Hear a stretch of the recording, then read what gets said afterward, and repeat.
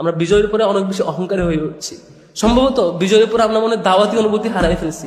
সম্ভবত বিজয়ের পরে আমরা বেশি মনে হয় অনেক বেশি আইক্যাচি প্রোগ্রাম, অনেক বেশি মানুষের কাছে দৃশ্যমান প্রশংসা বাহবা পাওয়ার জায়গায় অনেক বেশি চলে গেছি। এখান থেকে ফিরে আসা দরকার, এখান থেকে আগের জায়গায় ফিরে যাওয়া দরকার। মানুষকে দাওয়াত দিব, দাওয়াত রিসিভ না করলে আরো দাওয়াত পৌঁছাবো, রিসিভ করলে তো আলহামদুলিল্লাহ, অন্তত আমি দিনের মতো থাকবো। আমি ভয় পাই সেই হাদিসকে।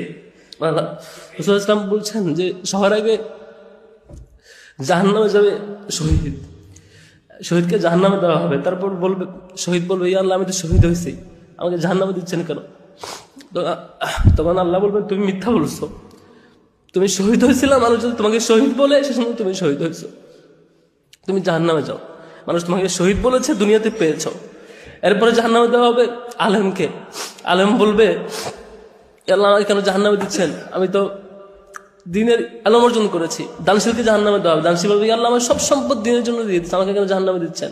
আল্লাহ বলবেন, তুমি মিথ্যা বলছো, তুমি এগুলো হয়েছিল যাতে মানুষ তোমাকে হাতেন পাই বলে, দানশীল বলে, তুমি আলেম বলে তুমি দুনিয়াতে পেয়েছো। আমি ভয় পাই, সত্যি আমি ভয় পাই, যদি আমি শিবিরের দায়িত্বশীল হিসাবে কখনো যদি এই প্রশ্নের শিকার হইতে হয় যে তুমি জিএসপি ছিলা, তুমি সভাপতি হয়েছিলা মানুষের প্রশংসা পাওয়ার জন্য, দুনিয়াতে পাইছো তুমি জাহান্নামে যাও। আল্লাহ রাব্বুল আলামিন আমাদেরকে সেই সাথী, সেই সদস্য, সেই সভাপতি হওয়া থেকে পানাহা দিক, যে সভাপতি কিংবা সাথী জাহান্নামে যায়।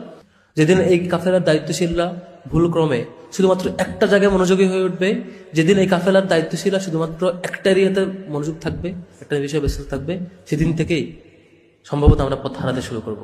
আমি আল্লাহর কাছে দোয়া করি রাব্বুল আলামিন কখনোই এই কাফেলার দায়িত্বশীলদেরকে ভুল পথে পরিচালিত না করুক।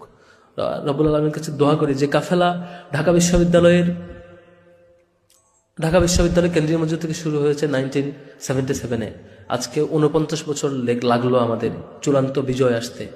চূড়ান্ত বিজয় আমরা স্বপ্ন, আমাদের আগের ভাইয়েরা স্বপ্ন দেখতেন কবে ঢাকা বিশ্ববিদ্যালয় আমরা চূড়ান্ত বিজয় দেখতে পাবো। লাস্ট ডাকসু ইলেকশন এবং এখন ছাত্র শিবিরের কার্যক্রম সবকিছুর মধ্য দিয়ে আমরা আলহামদুলিল্লাহ একটা বড় জায়গা পেয়েছি। আমরা সেই শিক্ষার্থীদের আস্থার জায়গায় পৌঁছানোর, সেই জায়গায় পৌঁছতে পেরেছি।